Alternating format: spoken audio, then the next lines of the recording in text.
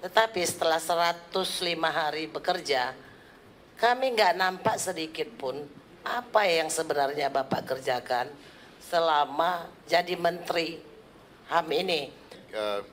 Tadi ada permintaan khusus lagi dari Ibu Siti Aisyah. Terima kasih. Silakan. Pimpinan saya Siti Aisyah, fraksi PDIP, Dapil Riau II. Ketika Bapak dipilih sebagai Menteri HAM, sebenarnya saya pribadi punya harapan besar karena Bapak adalah pemerhati HAM dan bergerak di sana. Tetapi setelah 105 hari bekerja, kami nggak nampak sedikit pun apa yang sebenarnya Bapak kerjakan selama jadi Menteri HAM ini. Anggaran memang Bapak minta 20 triliun sehingga itu jadi pembicaraan. Saya rasa itu sangat logis. Sangat logis kalau negara punya dana.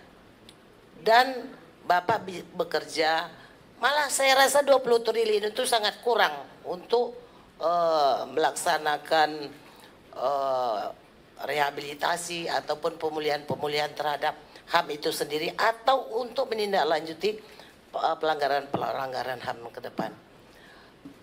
Tetapi saya tidak lihat apa yang Bapak kerjakan 100 hari ini. Ini amnesti yang mau dilakukan, itu program pemerintah. Terus perlindungan yang rencananya perlindungan migran itu Pak sedang dibuat hari ini undang-undang perlindungan pekerja migran Indonesia. Harusnya HAM juga mengasih masukan di sana supaya undang-undang yang dibuat itu juga benar. Sudah banyak hari ini pelanggaran HAM di Indonesia yang viral, sangat viral.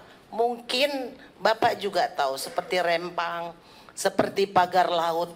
Saya nggak lihat Bapak hadir di sana. Apakah menurut Pak Menteri Rempang itu tidak melanggar HAM? Apakah pagar laut itu tidak melanggar HAM? Ya, jadi Pak, saya ingin ke depan, ayolah Pak. Ketika Bapak jadi Menteri, anggap sajalah itu cuma pakaian. Tetapi kami ingin Pak Vijay yang dulu. Mungkin ada kendala-kendala, mungkin ada gesekan, mungkin Bapak bisa cari solusi yang lebih baik. Saya juga di sini melaporkan Pak, di daerah saya di Riau, Kabupaten Indragiri Hulu, 800 hektar kebun rakyat didoser tanpa hukum. Melapor ke Polda tidak dilayani, melapor ke pemerintah daerah tidak dilayani, melapor ke Dandim tidak dilayani. Ini terjadi Pak. Anak-anak tidak sekolah, penghasilan tidak ada, itu terjadi hari ini di Riau di Kabupaten Indragiri Hulu antara petani dengan perusahaan kehutanan BBSI. Yang kedua Pak, di Riau ada satu orang perempuan doktor, dosen di UNRI dipecat. Dia tidak tahu apa-apa karena kebetulan institusi di sana dosen-dosen memplagiat hasil seminar atau disertasi. Mereka dilaporkan ke Polda, dia sebagai saksi, dia tidak dikoordinasi, dan dia menyatakan sebenarnya bahwa atasannya itu memang memplagiat. Akhirnya dia dikucilkan, tidak dikasih mata kuliah, dan tidak tahu hari ini dia dipecat Pak. Anaknya nggak bisa sekolah, listrik nggak dibayar, dan dia doktor Pak. Ada satu lagi Pak, ada satu desa, ketika PT masuk desa ini udah berpuluh-puluh tahun lewat di sana, PT ada, sekarang ditutup jalan Pak. Anak-anak nggak bisa sekolah, buah sawit nggak bisa keluar, kalau sakit nggak bisa berobat. Kayak mana hari ini? Melapor ke Pemda nggak bisa Pak, polisi nggak bisa, kemana nggak bisa. Padahal sedangkan tanah hak milik saja itu wajib berfungsi sosial. Hak milik di Indonesia sertifikat tidak fungsinya mutlak. Sertifikat di Indonesia berfungsi sosial. Ketika ada orang lain di belakangnya minta jalan harus dikasih walaupun disesuaikan dengan anggaran atau nilai NJOP yang ada. Tetapi ini bukan tanah hak milik Pak. Kalau HGU itu adalah tanah masyarakat, HG itu hak guna usaha, dia meminjam tanah desa dan sekian waktu akan dikembalikan. Ketika orang pemilih HGU hari ini, seolah-olah tanah itu tanah dia.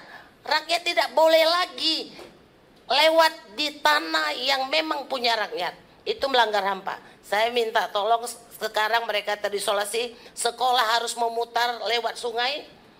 Minta tolong itu juga di Indragiri Hulu, Pak. Jadi kalau Bapak tuntaskan yang ini, baru saya yakin Bapak Menteri yang hebat. Terima kasih, Pak. Baik, terima kasih. Banyak hal yang sudah disampaikan tadi, Pak Menteri. Ada yang kasus, ada kasus-kasus, ada yang sifatnya kasus, ada yang beberapa yang disampaikan oleh kawan-kawan tadi yang sifatnya lebih pada kebijakan strategis. Yang menurut saya, menurut kami, sebentar Pak, yang menurut kami ini punya kaitan dengan program dan anggaran yang seharusnya diusulkan. Misalnya tadi disampaikan oleh kawan dari Aceh. Terus kemudian kita lihat sekarang fenomena yang sangat kuat, kencang hari-hari ini berkaitan dengan PSN. Saya tangkap apa yang disampaikan oleh salah seorang kawan yang mungkin sangat sangat menukik pada persoalan yang kita lihat hari ini. Pelanggaran HAM dibiayai oleh APBN. Sementara Kementerian HAM minimal APBN. Ini ironi, Pak Menteri. Sementara Pak Menteri teriak-teriak soal bagaimana menjadi pendekar yang membela HAM. Ini kan kawan-kawan ini tadi juga menyampaikan itu kan. Jadi saya kira ini harus kita bicara terus kemudian bisa menjadi implementasi kalau ada program dan penganggaran terhadap program-program yang bisa menyelesaikan masalah itu gitu. Tadi ada kawan juga yang menyampaikan, ya saya bangga kalau ya Pak Natalius Pigai yang pendekar HAM ketika jadi aktivis, ini sekarang dengan posisi baju yang berganti, ini juga dengan fasilitas yang lebih bagus, seharusnya bisa mengimplementasikan ini dalam bentuk program-program yang kita lakukan tentu dengan dukungan anggaran yang ya memadai lah. Mari kita bicara, ini tanggung jawab kita bersama Pak Menteri dan jajaran semua, jajaran Kementerian HAM dan teman-teman Komisi 10. Karena tanggung jawab kita bersama yang menyangkut HAM, karena Komisi 13, maaf, ini kadang-kadang di bawah sadar muncul lagi Komisi 10-nya. Ini karena tanggung jawab kita bersama, sehingga saya kira teman-teman sekalian, karena ini waktunya juga sudah 12:30, kita break dulu, kita tutup dulu, kemudian nanti setelah break nanti kita lanjutkan dengan program dan ya isu-isu tadi dan kemudian bagaimana ini dengan program dan anggaran. Dari fraksi Demokrat belum menyampaikan pandangannya pimpinan. Dari tadi sudah banyak diberikan kesempatan tapi tidak ada yang hadir.